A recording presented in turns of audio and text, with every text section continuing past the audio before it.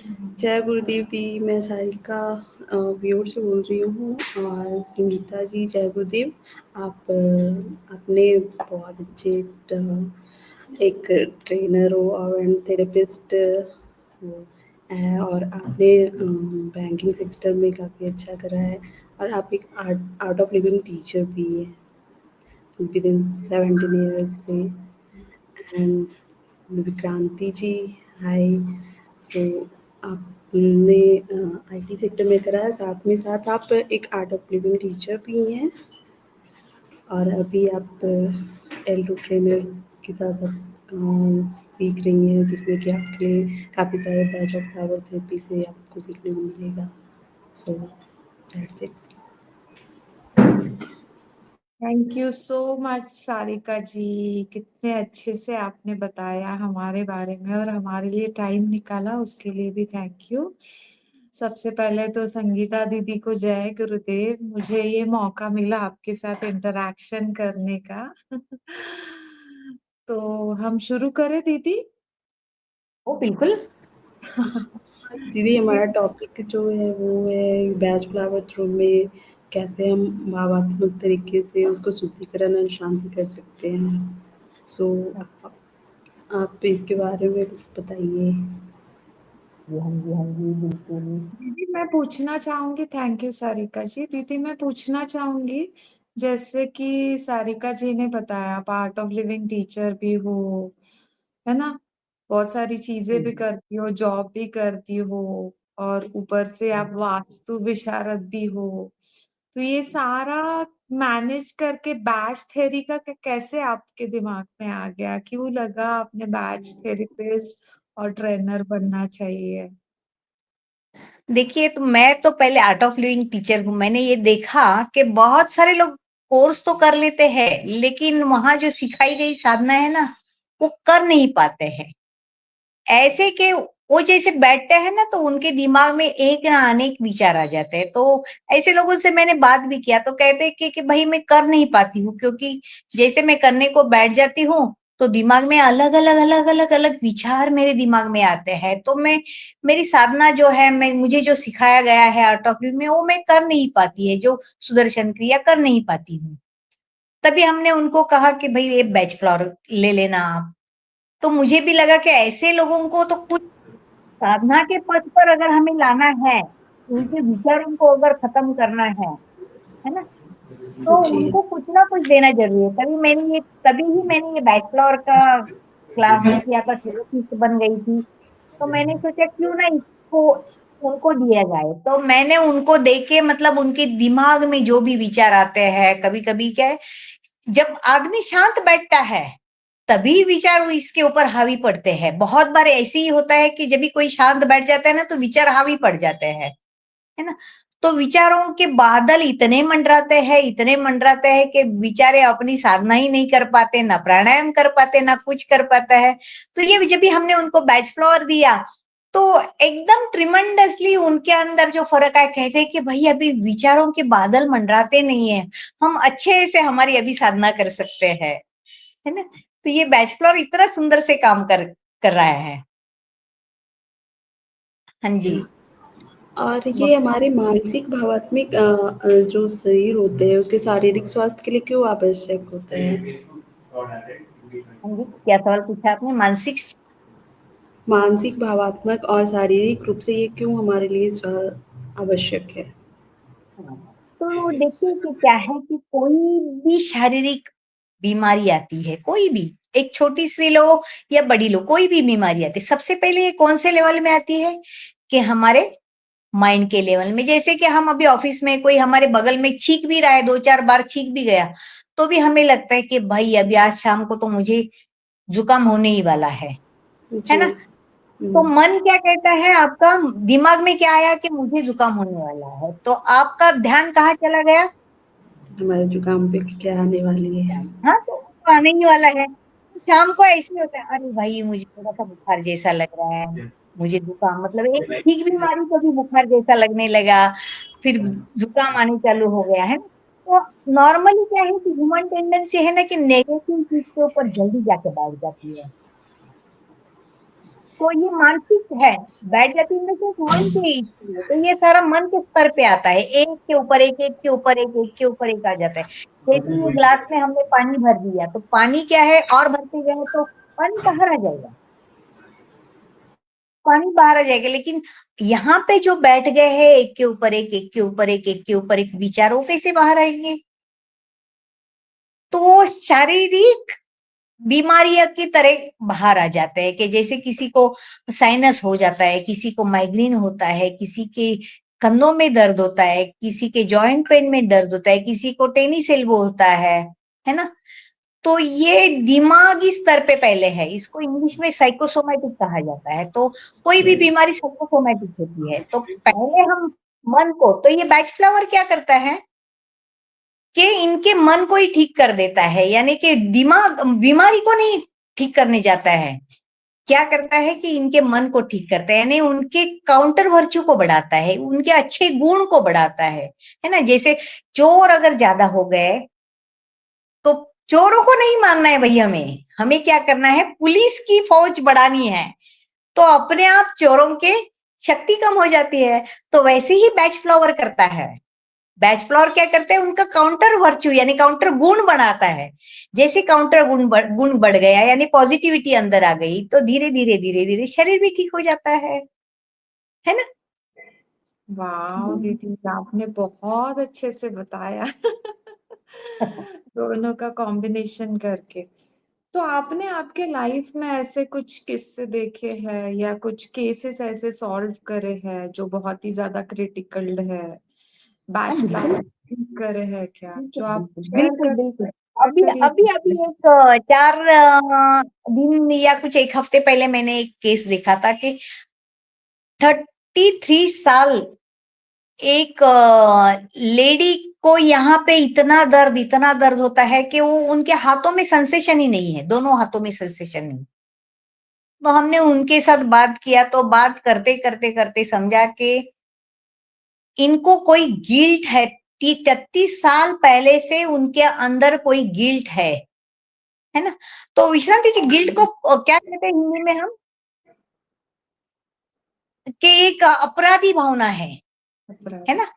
अपराधी भावना थी। तो अपराधी भावना जब हमारे अंदर आते तो हमें लगता ही है ना कि भाई मैंने ये ठीक नहीं किया, मुझे तो कुछ ना कुछ पनिशमेंट होना चाहिए, मुझे शिक्षा होनी चाहिए। तो देखो, जी, उनको पनिशमेंट हुई है कि उनके दोनों हाथों में सेंसेशन नहीं है। जब भी उनको उनसे बात किया तो उनको स्केल में 1 से 10 तक, उनको जब भी बात करने में ही 1-2 मतलब 2% उनको ठीक लगा, और बाकी के जो परसेंट है वो बैच फ्लावर से वो ठीक हो गई। कि उनके राइट हैंड में मतलब वेरी 4th डे उनके राइट हैंड में सेंसेशन आने लगा, पियानो बजाने लगी। मतलब कितना क्रोनिक था उनका दर्द। बैच फ्लोर से कितने मतलब चौथे ही दिन उनके अंदर इतना सेंसेशन, मतलब हाथों में सेंसेशन।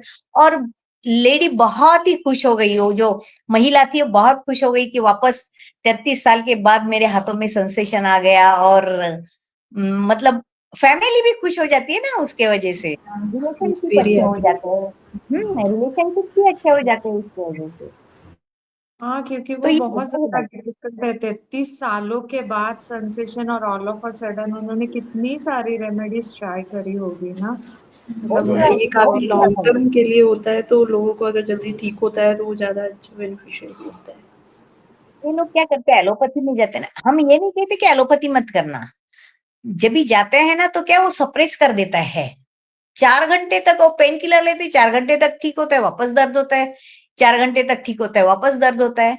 तो इतना सफर करने से अच्छा है कि भाई बैच फ्लावर ले लो और खुश हो जाओ, है ना? हम तो यही कहते हैं लोगों को, बैच फ्लावर ले लो, खुश हो जाओ। ना इसकी कोई लत लगती है किसी को, ना इसका कोई साइड इफेक्ट है। ये तो कोई भी पैथी के साथ जाता है, एलोपैथी के साथ जाता है, होम्योपैथी के साथ जाता है, आयुर्वेदिक के साथ जाता है। और सबसे इम्पोर्टेंट चीज मैं आपको बताऊं, ये सीक्रेट है कि इसका कोई एंटीडोट ही नहीं है। इसके कोई हार्मफुल भी नहीं है। बिल्कुल नहीं है, एंटीडोट नहीं है। जैसे कि आपको ये नहीं खाना है, वो नहीं खाना है, भाई सब कुछ खाओ लेकिन ठीक हो जाओ, बैच फ्लावर लेके ठीक हो जाओ। बहुत बढ़िया, बहुत मस्त। तो जैसे कि हम देखते हैं कुछ लोगों में सुसाइडल टेंडेंसीज रहती है, मतलब है ना, खुद को कुछ ना कुछ कर देना, अकेलापन रहना, बांध के रखना, या फिर लोगों से ना मिलना जुलना। तो ऐसे लोगों को जनरली हम लोग देखते हैं कि आर्ट ऑफ लिविंग को कोर्स में ही पुल करने में बहुत ज्यादा पुश ऑन, और वहां पे बट ऑब्वियस गुरु कृपा और गुरु ग्रेस भी रहता है, वो आने का टाइम भी रहता है। तो क्या हम ऐसे लोगों को दे के कोर्स करवा सकते हैं बैच हाँ, फ्लावर? बिल्कुल। आपको क्या बिल्कुल, लगता है? बिल्कुल। बिल्कुल, बिल्कुल, बिल्कुल। पहले उनको उसमें से बाहर निकाल सकते, तभी वो बैठ पाएँगे ना। आपका सुनने के लिए तभी वो बैठ पाएँगे ना, तो उनके मन में जो है, उनके प्रति जो अंदर जो है सुसाइडल टेंडेंसी है, जो भी है अंदर, किस वजह से आ रही है ना? तो बैच फ्लावर क्या है कि वो पूरी है ना, अंदर से जड़ के साथ निकाल देता है उसको, जड़ से निकालता है। जैसे मैंने अभी कहा ना कि एलोपैथी ऊपर-ऊपर से करती है, बट बैच फ्लावर तो जड़ से निकाल देती है ना? तो ये जो सुसाइडल टेंडेंसी आती है, तो सुसाइडल टेंडेंसी क्या है कि बहुत सारे लोगों का मैं जो इतना बड़ा हो जाता है ना? तो जब भी मैं बीच में आ जाता है तो नेचुरली ये सारा चीज़ उनको दुःख दर्द देता है ना? और जब भी मैं ही इतना बड़ा है तो भाई मैं तो बैठ ही नहीं पा रहा है ना, आँखें बंद करके 10 मिनट तक। करेक्ट। है ना? उनका मैं बैठ ही नहीं पा रहा है आँखें बंद करके। तो इनको क्या करना है कि इनके ऊपर जो धूल बैठी है, मन के ऊपर, जैसे कहते हैं ना कि सूरज की किरणें अंदर आनी चाहिए, लेकिन पर्दा खुला होना चाहिए उसके लिए। तो इनके मन के ऊपर जो कर्टन बैठा है उसको अनवेल करने का काम कौन करता है? ये बैच फ्लावर करता है ना? करेक्ट। करेक्ट। जैसे ही अनवेल हो जाएगा, अभी बस बैठ जाएगी 10 मिनट और। तो जैसे कि हमने, है ना, हम भी पढ़ाते हैं कोर्स में, गुरुदेव से भी सुना है, जैसे सुदर्शन क्रिया ध्यान हमें आध्यात्मिक, वैज्ञानिक और फिर शारीरिक रूप से सारी जगह से हमें स्ट्रांग बनाता है। या ध्यान भी करो, गुरुदेव भी हमेशा बताते हैं। तो बैच फ्लावर इस केस में, मतलब वो होते हुए भी इस केस में कैसे काम करता है? जैसे कि बहुत मानो ये एक साधक है, बहुत टाइम से साधना कर रहा है ना? पर कभी-कभार कैसा होता है, उसका ध्यान अच्छे से लगता है, नहीं लगता है। तो क्या उस केस में भी बैच फ्लावर काम करता है ध्यान लगाने के लिए? हाँ जी, हाँ जी, बिल्कुल करता है। क्योंकि क्या है कि कभी-कभी कहीं-कहीं ऐसी घटना घट जाती है अपने ऑफ़िस में, घर में या कुछ भी, तो मन में लेके उसका बोझ लेके जब हम साधना करने बैठते हैं ना, वही याद आता है, वही याद आता है, विचारों के बादल मंडराते हैं, जैसे वो कहते हैं ना, वो रोलर करेक्ट है। कोस्टर चलता रहता है, एक के पीछे एक, एक के पीछे एक। तो साधना करते-करते ऐसे मेडिटेशन करते-करते मन में आता है, देखती हूँ मैं इसको, कैसे मुझे ऐसे बोल सकती है ना? फिर भी वो अपने आप आ ही जाता है। हम कहते हैं कि नहीं आने चाहिए, फिर भी आ जाता है। तो बैच फ्लोर में एक सुंदर सी रेमेडी है, जो आपके ये विचारों को उधर ही रुका देती है। यानी कि उधर ही रुका देती है, मतलब उसके पॉजिटिव गुण लेके आती है कि भाई तू, आपको एक परसेप्शन देती है बैच फ्लोर में कि भाई ये सारा विचार करके अभी क्या फ़ायदा है? जिसके बारे में तुम विचार कर रहे हो, वो तो घर में मस्ती से खा रहा है, पी रहा है, सो रहा है। तू क्यों विचार करके अपना मन खराब कर रहा है भाई, है ना? ले तू बैच फ्लावर ले और शांत हो जा। तो जैसे ही वो बैच फ्लावर का वो जो एक रेमेडी है, तो अगर रेमेडी जानना चाहते तो आपको ये आके कोर्स में करना है, सीखना पड़ेगा, हाँ? हम यहाँ पे रेमेडी नहीं देने वाले हैं भाई, हाँ, तो नहीं तो यहाँ पे अभी नहीं है, वो हाँ, कोर्स में बताया यहाँ पे हम जाएगा। आपको रेमेडी का नाम बताने वाले नहीं है। आपको सीखना है, रेमेडी का नाम जानना है, तो आपको इसको सीखना पड़ेगा, है ना? तो क्योंकि क्या है कि एक ना अनेक, कितने हैं पता है? 1 नहीं, 2 नहीं, 3 नहीं, 4 नहीं, 10 नहीं, बल्कि 38 रेमेडीज़ है, 38 इमोशन हमारे होते हैं। तो 38 में से कोई ना कोई इमोशन तो अपने को तकलीफ देता है, अपने को हावी होता है, हमारे सिर में बैठी जाता है ना? तो ये 38 में से जो भी है ना, एक रेमेडी दे के बस शांत हो जाओ, और आपका साधना डेली से मस्ती से करो आप अपनी साधना, और तंदुरुस्त हो जाओ। ये तो बहुत ही ज़्यादा बढ़िया है। क्या हम इस रेमेडी को जिसके घर में फॉर एग्ज़ाम्पल क्रिटिकल कंडीशन में, हम लोग आर्ट ऑफ लिविंग के लोग ज़्यादातर ऐसा करते हैं ना कि ब्लेसिंग्स देते हैं, ब्लेसिंग्स अपलिफ्टमेंट के लिए। तो उनको कोर्स का तो नहीं बता सकते। तो ये रेमेडीज़ या कि कोई हॉस्पिटल में है ना? क्रिटिकल कंडीशन में है, घर का भी सिचुएशन बहुत ज्यादा डाउनस्ट्रीम चल रहा है, तो उस घर में या उस घर वालों को ये रेमेडीज देके, क्योंकि कोर्स के लिए तो वो तुरंत तैयार नहीं होंगे, ना ही वो सुनने के मन स्थिति में होंगे, क्या हम उनको दे पाएंगे ये रेमेडीज और अपलिफ्टमेंट कर पाएंगे? बिल्कुल, क्योंकि देखो इनकी पोजीशन कौन-सी हो जाती है कि घर में कोई बीमार है, आईसीयू में है, तो इनको सबसे पहले उसमें से निकालना है। जैसे कोई बाढ़ आ जाती है, तो बाढ़ में कोई डूब रहा है तो उसको क्या करते हैं हम नॉर्मली? उसको रेस्क्यू करते हैं ना। तो हमको हुँ, भी हमारा भी पहले ज़िम्मेदारी बनता है ना कि भाई उनको उसमें से रेस्क्यू करना है हमें, बाहर निकाला है, उनके वो जो जिसमें अटक गए हैं, उसमें से उनको बाहर निकालना है, उनको रेस्क्यू करना है। हाँ, ऑफ़ कोर्स इसमें ऐसी रेमेडी है कि उनको रेस्क्यू कर सकती है उसमें से, उस पोज़ीशन में से रेस्क्यू कर सकती है ना? तो जैसे ही वो रेस्क्यू हो जाते हैं, उनके अंदर भी एक नॉलेज आ जाता है, विज़डम आता है कि भई हाँ, हमें भी ये चाहिए। तो वो खुद अपने आप आते हैं अपनी तरफ। कि भाई हमको भी ये नॉलेज देना है कि कैसे बाकी लोगों को रेस्क्यू कर सकते हैं हम या घर में ही हम खुद को कैसे रेस्क्यू कर सकते हैं, है ना? हाँ, बहुत ही बढ़िया। मतलब ये जहाँ पे सभी लोग आपको कन्विंस नहीं कर सकते, वहां पे ये रेमेडी काम आ सकती है। रेमेडी ले लो और कोर्स में बैठो।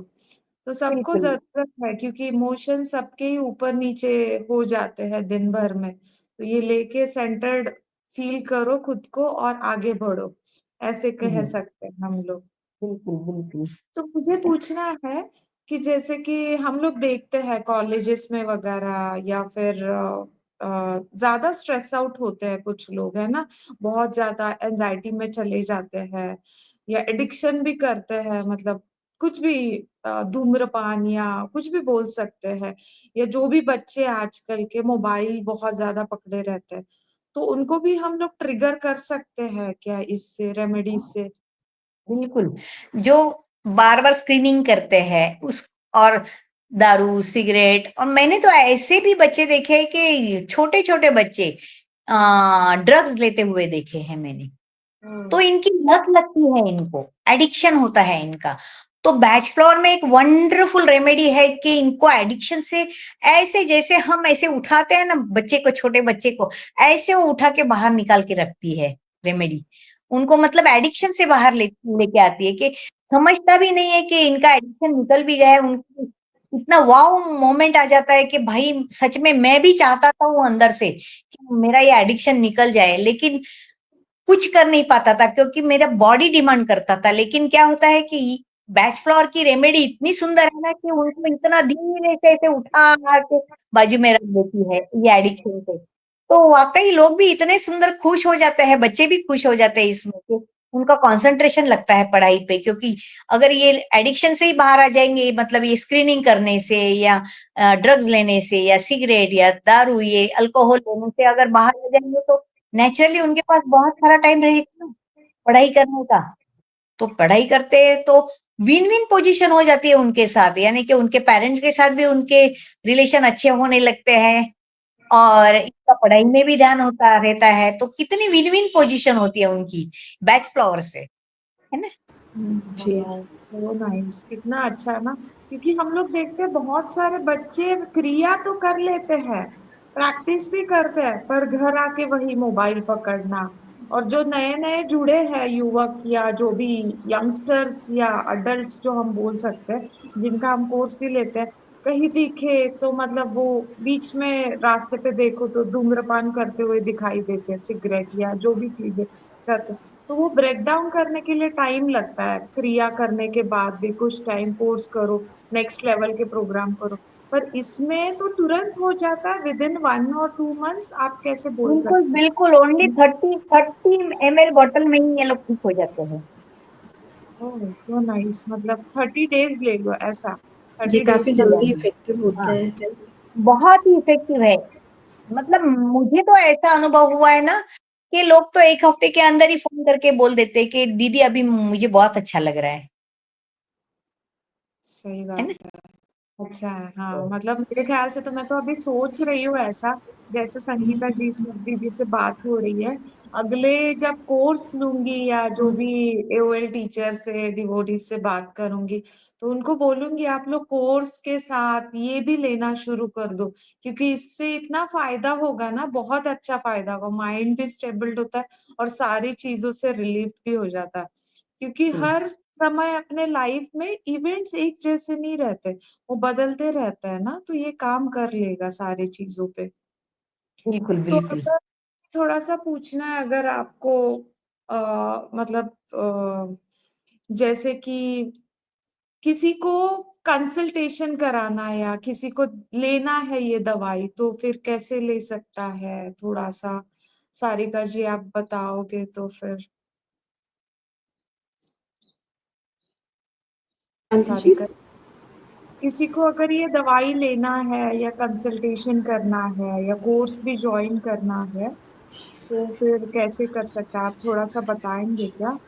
हाँ, आप इससे कोर्स ले सकते हैं और फिर को कंसल्टेशन आप खुद बुक कर सकते हैं।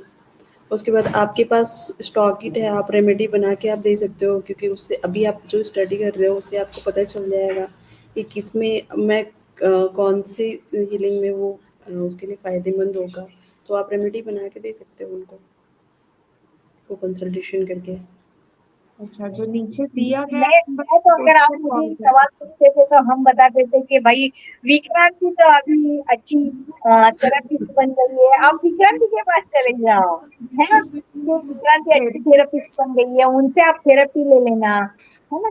और बस एकदम खुशी से अपनी जीवन चर्या चालू करी है ना? क्योंकि बैचलर क्या करते हैं कि ऑलरेडी जो हमारे ऊपर मन के ऊपर जो डस्ट आई है, डस्ट यानी धूल बैठी है, उस धूल को साफ करने का काम करते हैं। जैसे कोई बल्ब के ऊपर धूल बैठी है और कितना भी वोल्टेज छोड़ दो तो प्रकाश नहीं देता है ना, वैसे ही हमारा होता है कि उसके ऊपर धूल बैठी रहती है, तो बैच फ्लोर ये धूल साफ कर देती है और जैसे ही धूल साफ हो गई तो हमारा है ना, हो गए ना, हम प्रकाशमान हो गए, हम एकदम ताजे तवाने हो गई। तो विक्रांति ये धूल साफ करने का काम करती है अभी, यानी कि थेरेपिस्ट बन गई है। विक्रांति के को कांटेक्ट कीजिए और विक्रांति से आप ट्रीटमेंट ले सकते हैं और अपनी दिनचर्या बहुत खुशी से मस्ती से चलाइए।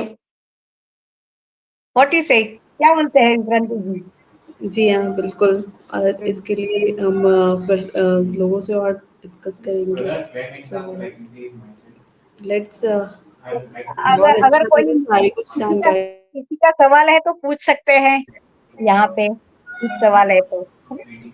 आप बिल्कुल जो हमारे व्हाट्सएप पे है। मुझे तो ऐसा लगता है दीदी को देख के ना, संगीता दीदी बहुत टाइम से ट्रेनर भी है और थेरेपिस्ट भी है और बैच फ्लावर की। तो मुझे ऐसा लगता है जिसको भी, जैसे कि है ना, जिसको भी कोर्सेज भी करने हो, जैसे हमारे व्योर में है ना, 3 लेवल के प्रोग्राम्स होते हैं एक्चुअली। लेवल 1 में जो हमारी 38 रेमेडीज है ना, 38 फ्लावर्स, तो उसके बारे में पढ़ाया जाता है इन डिटेल। और आपको अगर थेरेपिस्ट बनाना है, ये हीलिंग टेक्निक है ना, किसी को हील करते हैं, जैसे हम आर्ट ऑफ लिविंग में जानते हैं, सीएसटी है, मेरू है, मरमा है, रेकेनो है, वो हीलिंग टच करके हम हील करते हैं। और यहाँ पे जो है ना, हम लोग ये ऐसे बॉटल्स में हर एक पेशेंट्स का अलग अलग यूज करके देते हैं। तो उसको दे के अगर हमें सीखना है तो लेवल 2 करना पड़ेगा। और संगीता दीदी जैसे अगर हमें ट्रेनर बनना है, लोगों को और ज्यादा लोगों को इसमें लाना है, तो हमें लेवल 3 करना पड़ेगा। और ये बहुत ही सुंदर जर्नी है, इस पे चलना, मतलब मैं थोड़ा सा एक एक्सपीरियंस शेयर करना चाहूंगी।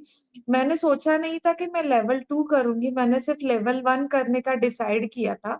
क्योंकि मैंने जब स्कैनर से स्कैनिंग किया, मैं नहीं बोल रही हूँ गलत था या जो भी है, पर उन्होंने मुझे अलग हीलिंग थेरेपी सजेस्ट करी। पर लेवल 1 मैंने जैसे किया और थोड़ा सा R&D किया, तो मुझे लगा, और मैंने बहुत सारी संस्थाएँ के बारे में भी देखा, बहुत सारी संस्थाएँ हैं जो ये बैच फ्लावर सिखाती है। पर व्यूअर के साथ मुझे इसलिए अच्छा लगा क्योंकि इनका हैंड होल्डिंग, दिग्विजय भैया ने हैंड होल्डिंग बहुत अच्छे से बनाया है। वो खुद आर्ट ऑफ लिविंग टीचर है और बहुत सालों से आर्ट ऑफ लिविंग से जुड़े हुए हैं और बहुत सारे सेवा प्रोजेक्ट्स में भी इन्वॉल्व्ड है। तो इतना अच्छा और इतना स्मूथली है ना, और प्रॉपरली हमें सर्टिफिकेट भी देते हैं। हमें वर्ल्ड में जाके कहीं पे भी हम लोग प्रैक्टिस कर सकते हैं और ऐसे जाके पेशेंट्स को देखना जरूरी नहीं है। हम लोग जैसे अभी ऑनलाइन जुड़े हैं, तो ऑनलाइन ही जुड़ के पेशेंट्स को डील कर सकते हैं। तो इजी वे में, नेचुरल वे में नेचुरल रेमेडीज मिल रही है, नेचुरल हीलिंग हो रहा है और किसी का अच्छा भी हो रहा है। और ये भी मैंने सीखा कि ये सोल लेवल पे जो हम लोग एलोपैथी, दीदी आप ही बताइए, एलोपैथी मेडिसिन बताओ बताओ, बहुत ही सुंदर बता रही है, बताइए, आप बताइए, बहुत सुंदर बता हाँ, रही है। जैसे कि ना हम लोग एलोपैथी दवाई लेते हैं तो हमें पता नहीं है उस दवाई में क्या क्या ऐड किया हुआ है। थोड़ा मैंने R&D भी किया था इस बैच फ्लावर को ज्वाइन करने से पहले। कुछ कुछ में किसी किसी इंसेक्ट्स के एग्स या किसी किसी इंसेक्ट को मार के कुछ पार्ट्स यूज किए गए हैं, या कोई भी ऐसी चीज उसमें, जैसे बोन क्रश भी यूज किए। हम लोग बोलते हैं वी आर प्योर वेजिटेरियंस, और डू वी रियली नो कि जो मेडिसिन हम खा रहे हैं वो फिश से बनी है।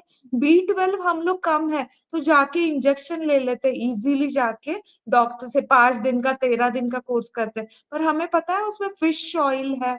Are we really aware it of? हमें पता नहीं है। तो ये बैच फ्लोर कंप्लीटली नेचुरल है, उस पे भी काम करते हैं। इतने सारे डिसीजेस है ना, जैसे लेवल 2 में हम लोग पढ़ रहे हैं ना, बहुत ही ज्यादा डिसीजेस है।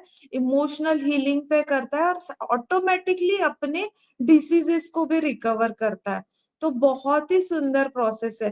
तो मेरे को ये लगता है कि हर एक ने ये सीखना चाहिए। तो आप मिनिमम लेवल 1 के लिए एनरोल करो, मैं तो ऐसे अप्रोच करूंगी। संगीता दीदी भी खुद ट्रेनर है, हमारे पास बहुत सारे ट्रेनर है, पर आप संगीता दीदी से कर सकते हो, वो बहुत टाइम से सिखा रही है और आपको जरूर करना होगा तो कर, मतलब एनरोल करिए। होम्योपैथी, आयुर्वेदिक जैसे मैं बता रही थी, तो आयुर्वेदिक मेडिसिन हमारे बॉडी लेवल पे काम करती है। ये डिटेल में इसलिए बता रही हूँ ताकि जो लोग मेडिटेशन का प्रैक्टिस करते हैं दे शुड नो, उनको थोड़ा अवेयरनेस रहता है, बहुत सारी चीजें पता चलती है। पर ये बैच फ्लावर का रेमेडीज जो है ना, वो सोल पर्पस कार्मिक कनेक्शन पे काम करता है। तो बहुत ही सुंदर है, तो आप जरूर इसको ट्राई करिए। अगर आपको ट्रेनर नहीं बनना है, लेवल 1 ट्रेनिंग थेरेपीज के बारे में नहीं जानना है, at least consult consult anyone with us. किसी के साथ भी व्यूअर के साइट पे जा सकते हैं, ये मेरा नंबर आ रहा है या दीदी का नंबर भी है स्क्रीन पे, उनके साथ शेयर करिए, कंसल्टेशन बुक करिए और ले लीजिए। और बिल्कुल मिस मत करिए, बहुत ही सुंदर लगता है हमें। कहाँ कहाँ चीजें पैसे ये करें, पर ये पैसे वेस्ट करना नहीं है, उसको गेन करना है। क्योंकि हम किसी को दवाई देकर अगर हील कर रहे हैं तो हम खुद के लिए पॉजिटिव कर्मास अर्न कर रहे हैं। इक्विवेलेंट टू हम किसी को सुदर्शन क्रिया के लिए या एडवांस कोर्स को भेज रहे हैं, किसी सोल को। ये इक्विवेलेंट टू दैट ओनली, ये मुझे अभी तक तो समझ में आया है। क्योंकि लोग जिस तरीके से बोलते हैं ना, इफेक्ट हुआ, ये हुआ, तो उस तरीके से ये करिए। और मैं, हालांकि मेरा लेवल 2 अभी तक कंप्लीट नहीं हुआ, बट स्टिल आई फील कि जो भी है। दीदी आप कुछ ऐड करो। सही है, सही है, सही बोला आपने कि एकदम कार्मिक लेवल पे भी काम करता है। और बाकी की दवाई जो है ना, कि एलोपैथी दवाई अगर लेते हैं ना तो बस समय के लिए उसको दबा के रखता है और बाद में क्या होता है, एकदम बूम करके निकलता है बीमारी, है ना। और होम्योपैथी के बारे में बात करें तो उसमें नो सोर्स है या कोई प्राणियों की कुछ कुछ चीजें यूज करके किए हुए हैं, और हम तो टोटली वेगन लोग हैं। तो ये सारे नो सोर्स और बोले तो ऐसे ही लगता है ना हमें। तो ये तो टोटली मतलब फूलों से बनी हुई है और इतनी सुंदर रेमेडी है। तो जैसे विक्रांति ने कहा कि वाकई आप इसका नॉलेज लेंगे तो बढ़िया है, क्योंकि है ना, हमें बहुत बड़े पैमाने पे इसको, ये जैसे कहते हैं ना गुरुजी के ज्योत से ज्योत लगा के चलो, तो वैसे एक के साथ एक मिलके ही हमें ये करना है हमें, है ना। हर एक घर में थेरेपिस्ट होना ज़रूरी है ना? तो क्या है कि हर एक घर में अगर एक थेरेपिस्ट हो जाएगा ना तो तभी समझ में आएगा, अच्छा ये झगड़ा करता है मतलब इसका कुछ तो इमोशन इम्बैलेंस हो गया है। ले भाई ले ये तू रेमेडी ले और शांत हो जा, है ना? तो क्या है कि एक झगड़ा घर में क्या होता है, एक बात करेगा तो दूसरा भी ज़ोर से बात करेगा। तो मतलब ज़ोर से बात करना मतलब ऐसे नहीं कि आप सही हो, है ना? लेकिन क्या जब भी झगड़े के मूड में रहते हैं तो सारे ही ज़ोर से बात करना लगता है। फिर उसमें से एक अगर उसको विज़डम है ना कि हाँ, इसके ये इमोशन चालू है, ले ये ले और शांत हो जा, है ना? तो कितने सुंदर हर एक घर में झगड़ा कभी होगा नहीं और रिलेशंस भी अच्छे हो जाएँगे। कितना सुंदर काम करता है ये बैच फ्लावर, है ना सरिका? जी हाँ, बहुत अच्छा लगा आप लोगों से बात करके और बहुत सारी जानकारियाँ हमें मिली कैसे हम बैचलर थेरेपी का यूज़ करके हम कैसे अपने मन को शांत कर सकते हैं। सो एनी दीदी अदर आप जब बात कर रहे थे ना संगीता दीदी, तो मेरे मन में जैसे झगड़ा नहीं होगा वो थॉट सबसे पहले प्रिज्म स्मार्ट कोर्स है ना, उनको सबसे पहले हम लोग जेल के कैदियों को देंगे ना तो वो अच्छे बन जाएंगे, मतलब होंगे ही नहीं, पुलिस की और गवर्नमेंट की ड्यूटी कम हो जाएगी, मतलब वो एटलीस्ट वाक़ई, वाक़ई, क्राइम रेट कम हो वाक़ई, जाएगा। या वाक़ई। थैंक यू सो मच बहुत अच्छा लगा। थैंक हाँ यू। हाँ। ओके थैंक यू, धन्यवाद। धन्यवाद। नहीं नहीं कुछ नहीं करना, बस बोलिए